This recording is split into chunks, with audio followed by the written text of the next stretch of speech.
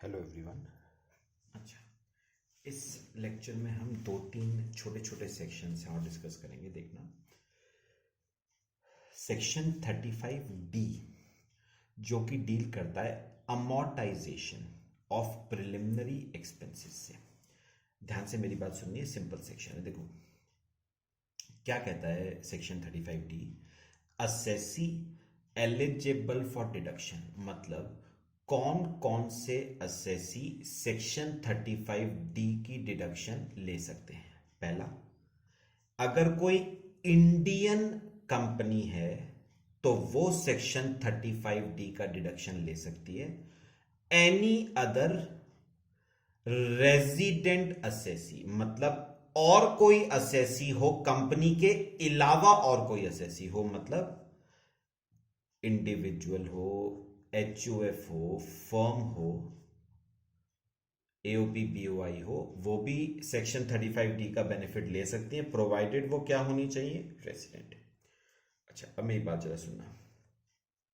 Expenditure in respect of which deduction is available, अगर आपने कोई एक्सपेंडिचर बिजनेस शुरू होने से पहले करा है तो उस खर्चे का डिडक्शन आपको सेक्शन 35D में मिलेगा। ध्यान से सुनना, expenditure incurred after commencement of business in connection with extension of an existing undertaking और in connection with setting up of a new unit. मैं आपको समझाता हूं। देखो, मुझे ना एक बार बताओ, सेक्शन 35D कौन से खर्चों का आपको डिडक्शन देता है। सेक्शन 35D ना आपको दो खर्चों का डिडक्शन देता है। कौन कौन से दो खर्चे? एक तो वो खर्चा जो आपने किया है, इंकर किया है बिफोर कमेंसमेंट ऑफ बिजनेस। अगर आपने कोई खर्चा बिजनेस शुरू होने से पहले करा है तो उस खर्चे का डिडक्शन आपको सेक्शन 35D देता है। अच्छा, अगर आपने कोई खर्चा बिजनेस शुरू होने के बाद किया है in respect of a new unit और ब्रांच, तो उस खर्चे का भी डिडक्शन आपको सेक्शन 35D में मिलेगा। मैं आपको एग्जांपल देके बताता हूं, बात समझना। सपोज करण गुप्ता क्लासेस, ध्यान से सुनना, करण गुप्ता क्लासेस, ये बिजनेस मैंने अभी शुरू करा है। 1 अप्रैल, सपोज एग्जांपल लेता हूं, 1 अप्रैल 16 को शुरू किया है। करण गुप्ता क्लासेस मैंने 1 अप्रैल 16 को ये बिजनेस शुरू करा। तो बिजनेस शुरू करने से पहले मैंने जो भी खर्चा इंकर करा होगा वो प्रिलिमिनरी एक्सपेंस है। बात समझो मेरी, प्रिलिमिनरी एक्सपेंस किसे कहते हैं? Any expenditure incurred prior to commencement of business. तो करण गुप्ता क्लासेस को शुरू करने से पहले, 1 अप्रैल 2016 से पहले मैंने जो भी खर्चा इंकर करा उसे क्या नाम देंगे? Preliminary expense. और क्योंकि वो प्रिलिमिनरी एक्सपेंस है तो उसका डिडक्शन सेक्शन 35D में आपको मिलेगा। ठीक है। अच्छा, अब मैं एक बात और आपसे करूं, मुझे ना फिर एक लॉजिकल बात समझ नहीं आई, थोड़ी सी वो समझनी है। सुनना, ये जो सेक्शन है ये कहता है कि आपको प्रिलिमिनरी एक्सपेंस का डिडक्शन मिलेगा। और प्रिलिमिनरी एक्सपेंस क्या होते हैं? Which are incurred prior to commencement of business, which are incurred before commencement of business, उसे कहते हैं हम प्रिलिमिनरी एक्सपेंस। अब सुनो, मुझे इस बात का लॉजिक ही नहीं समझ आया।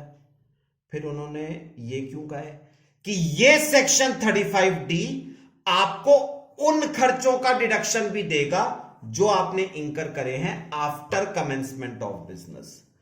भाई, आफ्टर कमेंसमेंट ऑफ बिजनेस अगर आप कोई खर्चा इंकर करते हो तो वो प्रिलिमिनरी एक्सपेंस तो होता ही नहीं है। भाई, प्रिलिमिनरी एक्सपेंस का क्या मतलब है? Expenditure incurred prior to commencement of business. तो expenditure incurred before commencement of business is preliminary expense, जबकि expenditure incurred after commencement of business is not a preliminary expense. लेकिन उसके लिए ना हमें पूरा समझने के लिए हमें ये आगे पढ़ना पड़ेगा। In respect of a new unit और ब्रांच। अब सुनो सुनो सुनो, करण गुप्ता क्लासेस आपने कब शुरू करी? 1 अप्रैल 16 को शुरू करी। तो 1 अप्रैल 16 से पहले आपने जो भी खर्चा इंकर करा वो तो प्रिलिमिनरी एक्सपेंस है ही है। अब सुनो, मैंने क्या करा, मैंने करण गुप्ता क्लासेस की ना 2 न्यू ब्रांच ओपन करी। एक ब्रांच मैंने राजपुर रोड पे ओपन करी और एक ब्रांच मैंने धर्मपुर में ओपन करी। 2 ब्रांचेस ओपन करी हैं मैंने, एक राजपुर रोड पे और एक धर्मपुर पे। अब मुझे बताओ, बिजनेस शुरू हो चुका है, बिजनेस शुरू हो चुका है, आपने कोई नई यूनिट या नई ब्रांच ओपन करी है। मुझे एक बात सुनो, बिजनेस नहीं शुरू करा है, बिजनेस तो चल रहा है करण गुप्ता क्लासेस के नाम से। मैंने उस बिजनेस की कोई नई ब्रांच या यूनिट मैंने क्या करी है, ओपन। तो इन ब्रांच और यूनिट के रिस्पेक्ट में अगर आपने कोई खर्चा इंकर करा है ना, तो उसे भी हम क्या नाम देंगे, प्रिलिमिनरी एक्सपेंस। तो याद रखना, अगर आपने कोई खर्चा बिजनेस शुरू होने से पहले किया है तो वो खर्चा तो प्रिलिमिनरी एक्सपेंस है ही है।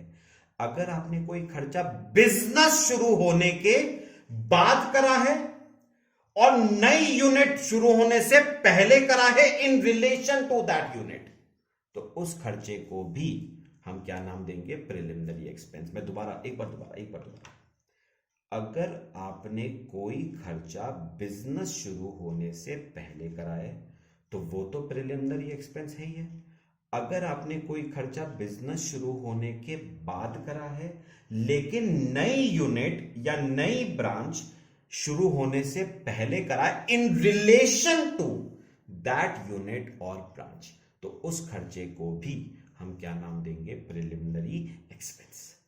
तो प्रिलिमिनरी एक्सपेंस क्या होता है, expenditure incurred prior to commencement of a business और prior to commencement of a new unit और ब्रांच। तो याद रखना, अगर आपने कोई खर्चा, मैं एक बार दोबारा बोलूं, सुनो, कंफ्यूज नहीं करना है।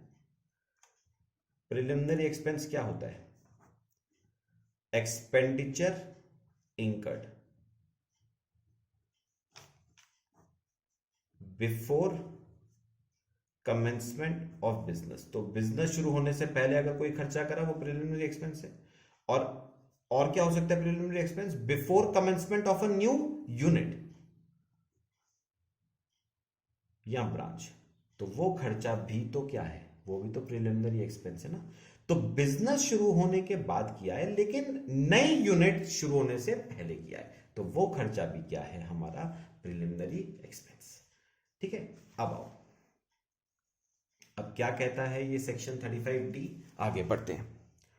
देखो, अब ये सेक्शन 35D आपको डिडक्शन कितना देगा, सुनो, quantum of deduction for assessee other than company. मतलब याद रखना, इंडियन कंपनी के अलावा हम बात कर रहे हैं, बाकी असेसीज के लिए डिडक्शन कितना होगा, एक्चुअल एक्सपेंडिचर इंकर्ड, जितना एक्चुअल एक्सपेंडिचर इंकर करा है, और 5% ऑफ कॉस्ट ऑफ प्रोजेक्ट, दोनों में से जो भी क्या है, लेस है।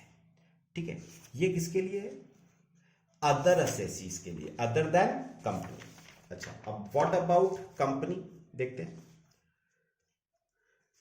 कंपनी के लिए उन्होंने क्या कहा है। कंपनी के लिए देखना, for company assessee maximum limit है 5% ऑफ कॉस्ट ऑफ प्रोजेक्ट और 5% of capital employed whichever is higher. मैंने कहा ये मैक्सिमम लिमिट है। क्या हुआ, मैक्सिमम लिमिट का मतलब क्या हुआ, इससे ऊपर नहीं जा सकता, इससे ऊपर नहीं जाएगा, इससे कम हो सकता है। अब मेरे को बताओ इससे कम क्या होगा, अगर अब लॉजिकली सोचो ना, अगर खर्चा ही कम का कराए, अगर खर्चा ही कम का कराए तो डिडक्शन इतने का कैसे ले लोगे भाई। अब सपोज एग्जांपल लेते हैं, सपोज इन दोनों में से जो हायर है, सपोज वो 2 लाख है, इन दोनों में से जो हायर आ रहा है वो कितना आ रहा है? 2 लाख। अब मुझे बताओ, मैक्सिमम डिडक्शन 2 लाख है ना, मतलब 2 लाख से ज्यादा का डिडक्शन नहीं मिलेगा, 2 लाख से कम का तो हो सकता है। अब सोचो, अगर आपने एक्चुअल एक्सपेंडिचर इंकर 1.5 लाख करा है, खर्चा 1.5 लाख का करा है, तो डिडक्शन 2 लाख का कैसे मिल सकता है? खर्चा डिडक्शन भी कितना मिलेगा? 1.5 लाख ही मिलेगा। अच्छा एक बताओ, अगर खर्चा 2.5 लाख किया है तो डिडक्शन कितना मिलेगा? तो 2 लाख मिलेगा। 2 लाख से ऊपर नहीं मिलेगा, 2 लाख से कम तो हो सकता है ना। अच्छा एक बड़ी इंपॉर्टेंट बात और बता रहा हूं, the amount qualifying as deduction shall be allowed as a deduction in 5 equal instalments. मतलब याद रखना, ये जो डिडक्शन सेक्शन 35D का मिलेगा ना, ये पूरा डिडक्शन एक साथ 1 साल में नहीं मिलेगा, बल्कि ये डिडक्शन आपको 5 इक्वल एनुअल इंस्टॉलमेंट्स में मिलेगा। तो मुझे बताओ, इसे छोड़ो, मुझे बताओ इन दोनों में से हायर कौन सा आया? 2 लाख। एक्चुअल एक्सपेंडिचर इंकर करा 1.5 लाख, तो बताओ 2 लाख से ज्यादा डिडक्शन नहीं मिलेगा, लेकिन 2 लाख से कम तो हो सकता है ना। अब जब खर्चा ही 1.5 लाख किया है तो डिडक्शन 2 लाख का कैसे हो सकता है? तो बताओ कितना डिडक्शन मिलेगा? 1.5 लाख। उन्होंने कहा 1.5 लाख एक साथ 1 साल में नहीं मिलेगा, ये आपको 5 किश्तों में मिलेगा। तो बताओगे हर साल कितने रुपए का डिडक्शन मिलेगा? 30,000 रुपए का। मैंने पूछा ये कब से मिलना शुरू होगा? उसने कहा beginning with the previous year in which business is commenced. याद रखना, ये 30,000 का डिडक्शन उस साल से मिलना शुरू होगा जिस साल में बिजनेस शुरू हुआ है। तो करण गुप्ता क्लासेस मैंने 1 अप्रैल 16 में शुरू किया था, तो ये 30,000 का डिडक्शन 16-17 ऑनवर्ड्स आपको मिलना शुरू होगा। तो 16-17, 17-18, 18-19, 19-20 और 20-21। ठीक है, ये आपका बताओ कौन सा सेक्शन था? Section 35D। अच्छा एक और कराता हूं आपको, सिंपल सा है। सेक्शन 35DD क्या कहता है वो भी देखना। Amortisation of expenditure in case of amalgamation और demerger, assessee eligible for deduction. ये डिडक्शन सिर्फ और सिर्फ किसको मिलेगा? कंपनी को, वो भी कौन सी? Indian company. क्या कहता है ये सेक्शन? चलो बहुत सिंपल बात है, मेरी बात सुनिए बस ध्यान से। देखो यहां पर देखना, अज्यूम करो 2 कंपनीज हैं, ए लिमिटेड और बी लिमिटेड। ठीक है, और अब क्या हुआ, ये दोनों कंपनीज हो गई मर्ज, ये कंपनीज मर्ज हो गई और इन्होंने एक नई कंपनी बनाई सी लिमिटेड। ठीक है, दोनों कंपनीज एक होके एक न्यू कंपनी बना रही है सी लिमिटेड। अब याद रखना, ये मर्जर की जो फॉर्मेलिटीज है ना, मर्जर की जो फॉर्मेलिटीज है, इनको कंप्लीट करने में कुछ खर्चा इनकर होता है। इन फॉर्मेलिटीज को कंप्लीट करने में कुछ क्या इनकर होता है? खर्चा। तो याद रखना, गवर्नमेंट इस खर्चे का आपको क्या दे रही है? डिडक्शन दे रही है अंडर सेक्शन 35DD। कितना डिडक्शन? 100% डिडक्शन दे रही है, लेकिन फिर से वही बात है, एक साथ नहीं दे रही है, 5 इक्वल एनुअल इंस्टॉलमेंट्स में दे रही है आपको। तो मुझे एक बात बताओ, सपोज खर्चा 1 लाख रुपए का हुआ आपको, तो 1 लाख रुपए का डिडक्शन आपको कितनी किस्तों में दे रही है गवर्नमेंट? 5 किस्तों में, यानी हर साल कितने रुपए का डिडक्शन? 20,000 का। और ये कब से शुरू होगा? जिस साल में मर्जर हुआ है। सपोज ये मर्जर 1920 में हुआ है, तो 1920 से 5 साल, तो 1920, 2021, 21-22, 22-23, 23-24, 20,000 का डिडक्शन, 20,000, 20,000, 20,000, 20,000, और ये हो जाएगा पूरा 1 लाख। ठीक है, ये आपका सेक्शन 35DD सिंपल सा है। अच्छा एक और छोटा सा सेक्शन आपको करवा रहा हूं, वो भी छोटा सा ही है। देखो सेक्शन है सेक्शन 35DDA। क्या कहता है? पढ़ना जरा। Amortisation of expenses incurred under voluntary retirement scheme, assessee eligible for deduction. ये डिडक्शन कोई भी असेसी अवेल कर सकता है, इंडिविजुअल, एचयूएफ, फर्म, कंपनी, कोई भी। क्या मतलब है ये भी समझा देता हूं मैं आपको। देखो देखो, सपोज कंपनी की बात कर लेते हैं। देखो एक कंपनी की ही बात कर लेते हैं, ए लिमिटेड है और ये एम्प्लॉयज है। अब पता है होता क्या है, कई बार एम्प्लॉयज ना, मेरे को वैसे बताओ, एक रिटायरमेंट की जो एज होती है वो क्या होती है, 60। तो कई बार एम्प्लॉयज क्या करते हैं, 60 से पहले ही रिटायर कर जाते हैं। सपोज ये जो एम्प्लॉय है ये रिटायर कर गया 50 साल की एज पे, 50 ईयर्स की एज पे रिटायर कर गया, तो 10 साल पहले रिटायर कर गया। तो ऐसे केस में ना ए लिमिटेड कंपनी एम्प्लॉयज को पे करती है वॉलंटरी रिटायरमेंट कंपनसेशन। ए लिमिटेड एम्प्लॉयज को क्या पे करेगी, वॉलंटरी रिटायरमेंट कंपनसेशन। इस वॉलंटरी रिटायरमेंट कंपनसेशन का गवर्नमेंट आपको क्या दे रही है, डिडक्शन दे रही है अंडर सेक्शन 35 DDA। कितना डिडक्शन दे रही है, 100%।